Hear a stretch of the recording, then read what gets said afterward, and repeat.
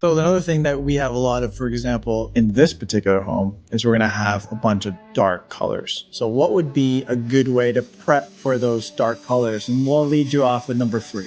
I would say a level 5 finish on your surfaces. Usually a typical build will have about a level 4 finish. So they'll do the butt joints, they'll do 3 to 4 coats on them, depending on how much they need. A level 5 finish means you're skimming the wall pretty much edge to edge with compound, sanding it down, priming it, and just rechecking it over and over again. The reason we do this with dark colors is because they flash a lot. So any little imperfection, when you have a lot of natural light shining in, like this home has a massive amount of shining light, the dark colors will start to flash. So you'll see those imperfections a little bit better. When you have a level 5 finished wall, it helps hide a lot of imperfections where there shouldn't be, and it makes it look for a sleeker finish overall. So number 4, we have a lot of wood on our walls. Wood paneling, wood jambs, white oak. How, when we're priming it or painting it, how can we avoid for that wood to swell? So I touched on this earlier.